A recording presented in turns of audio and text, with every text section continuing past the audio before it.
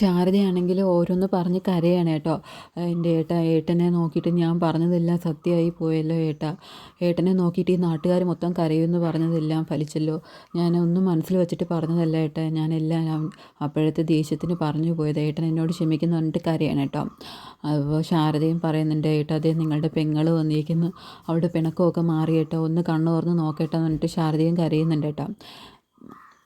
അതേ സമയത്ത് സുജാതയാണെങ്കിൽ പറയുന്നുണ്ട്, ഗംഗ ആരെ വേണേലും കല്യാണം കഴിച്ചോട്ടെ, എനിക്ക് ഒരു പരാതിയില്ല, ഏട്ടനൊന്ന് കണ്ണ് തുറന്നാൽ മതി. ഏട്ടനില്ലായിരുന്നെങ്കിൽ ഞാൻ എങ്ങനെ എൻ്റെ മക്കളെ വളർത്തുമായിരുന്നു. എനിക്ക് ആകെ ഏട്ടൻ മാത്രമല്ലേ ഉണ്ടായിരുന്നുള്ളൂ.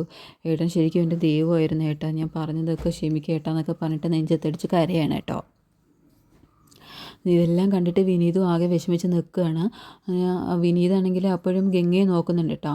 ഈ സമയത്ത് കാവേരിയാണെങ്കിൽ കരഞ്ഞുകൊണ്ടിരിക്കുന്നതിനിടയിൽ എന്തോ പെട്ടെന്ന് ഓർത്ത പോലെ കണ്ണീരൊക്കെ തുടച്ചിട്ട് അവിടെ നിന്ന് എണീറ്റ് പോവാണ് കേട്ടോ. വിനീതും അത് ശ്രദ്ധിക്കുന്നുണ്ട്. അങ്ങനെ വിനീതും കാവേരിയുടെ പിന്നാലെ പോവാണ്. കാവേരിയാണെങ്കിൽ പുറത്ത് പോയിട്ട് ജയപാലൻ എവിടെയെന്ന് നോക്കുകയാണ് കേട്ടോ.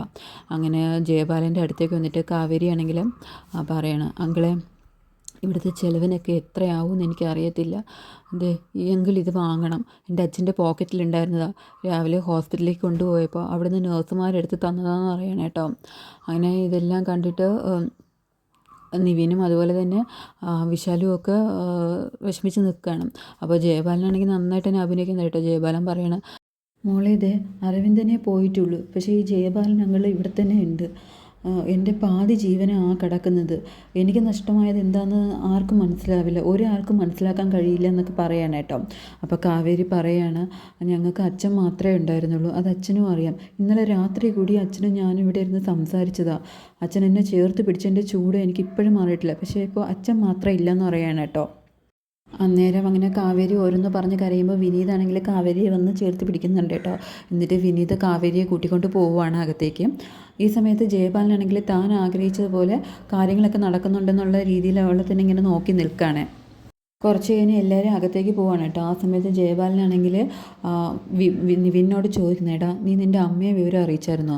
അപ്പോൾ നിവിൻ പറയുന്നുണ്ട്, ഞാൻ അമ്മയോട് കാര്യങ്ങൾ പറഞ്ഞായിരുന്നു എന്ന് പറയണം കേട്ടോ.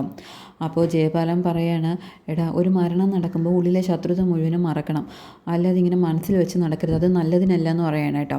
അവരങ്ങനെ പറഞ്ഞു നിൽക്കുന്ന സമയത്ത് തന്നെ ഋഷിയും കൂട്ടരും അങ്ങോട്ടേക്ക് വരുന്നുണ്ട്. അപ്പോൾ അത് കണ്ടിട്ട് ജയപാലനാണെങ്കിൽ ഋഷിയും ഫാമിലി എത്തിയെന്ന് പറഞ്ഞിട്ട് അങ്ങോട്ടേക്ക് പോവുകയാണ് കേട്ടോ. നിവിനും അതേ സമയത്ത് തന്നെ വിശാലിനോട് ചോദിക്കുന്നുണ്ട്, അതല്ലേ ഋഷി എന്ന് പറഞ്ഞിട്ട് അവരും അങ്ങോട്ടേക്ക് പോകുന്നുണ്ട്. അങ്ങനെ ഋഷിയുടെ ഫാമിലി ആണെങ്കിൽ അരവിന്ദിന് വേണ്ടിയിട്ട് റീത്തൊക്കെ മേടിച്ചിട്ടാണ് കേട്ടോ വരുന്നത്. ജയപാലനാണെങ്കിൽ ഋഷിയുടെ അച്ഛനോട് ചെന്നിട്ട് ചോദിക്കുകയാണ്, നിങ്ങൾക്ക് ഇതൊരു ബുദ്ധിമുട്ടായല്ലേ, ക്ഷമിക്കണമെന്ന് പറയണം. അപ്പോൾ ഋഷിയുടെ അച്ഛൻ പറയുന്നുണ്ട്, ഞങ്ങൾ ഇറങ്ങിക്കഴിഞ്ഞതിന് ശേഷമാണ് ജയപാലൻ വിളിച്ച് വിവരം പറഞ്ഞത്. അപ്പോൾ തന്നെ ഞങ്ങൾ ഞങ്ങളുടെ മറ്റു ബന്ധുക്കളെയൊക്കെ തിരിച്ചയച്ചു. അപ്പോൾ ഋഷി പറയാണ്, ഞങ്ങൾക്ക് എന്തായാലും ഇവിടം വരെ വന്ന് അരവിന്ദൻ അങ്കിളിനെ കാണേണ്ട ഒരു കടമയുണ്ടല്ലോ, അതുകൊണ്ടാണ് ഞങ്ങൾ ഇങ്ങോട്ടേക്ക് പോകുന്നതെന്ന് പറഞ്ഞിട്ട് അവരെ ജയപാലനാണെങ്കിൽ അകത്തേക്ക് കൂട്ടിക്കൊണ്ട് വരികയാണ് കേട്ടോ. ഇങ്ങനെ വരുമ്പോൾ തന്നെ ഗംഗയാണെങ്കിൽ അവരെ വിഷമത്തോടെ നോക്കുന്നുണ്ട്. അങ്ങനെ ഋഷിയുടെ അച്ഛനാണെങ്കിൽ അരവിന്ദൻ്റെ മേലെ റീത്തൊക്കെ വെച്ചിട്ട് കാലിൽ തൊട്ട് നമസ്കരിക്കുന്നുണ്ട് കേട്ടോ.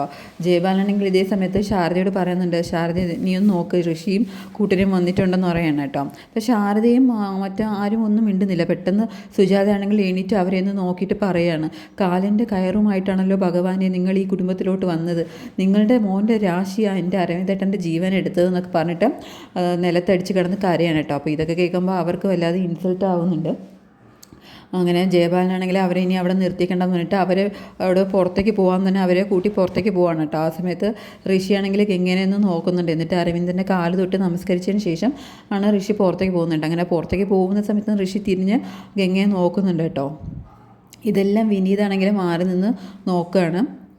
അങ്ങനെ അവരെ കൂട്ടി പുറത്തേക്ക് വന്ന ശേഷം ജയപാലൻ അവരോട് പറയുന്നുണ്ട്, നിങ്ങൾക്കൊന്നും തോന്നരുത്, അവർ നാട്ടിൻപുറത്തെ സ്ത്രീയല്ലേ, അതുകൊണ്ട് അവരങ്ങനെയൊക്കെ സംസാരിച്ചെന്ന് പറയുന്നുണ്ട്. അപ്പം ഋഷിയുടെ അച്ഛനാണെങ്കിൽ ജയപാലനോട് പറയുന്നുണ്ട്, അതൊന്നും സാരമില്ല, നമുക്കിതൊന്നും ഇവിടെ വെച്ച് സംസാരിക്കണ്ട, ഞങ്ങൾ എന്തായാലും തിരിക്കുവാണ്, ചെന്നിട്ട് ഞങ്ങളെ വിളിക്കാമെന്ന് പറഞ്ഞിട്ട് അവർ പോവുകയാണ് കേട്ടോ.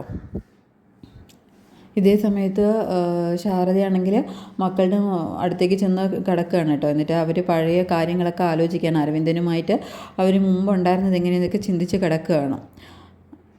അങ്ങനെ കുറേ നേരം കഴിയുമ്പോൾ ആണെങ്കിൽ അരവിന്ദൻ്റെ ചടങ്ങുകളൊക്കെ നടത്താനുള്ള ആൾ വരും കേട്ടോ. അവർ വന്നിട്ട് സമയമായി എന്ന് പറയാണ്. അങ്ങനെ ജയപാലനും മറ്റുള്ളവരും കൂടി ചെന്നിട്ട് അരവിന്ദനെ വെള്ള പുതപ്പിച്ച് അരവിന്ദൻ്റെ മേലെ പട്ട് തുണിയൊക്കെ വിരിച്ച് അരവിന്ദനെ ആംബുലൻസിൽ കയറ്റി കൊണ്ടുപോവാണ് കേട്ടോ.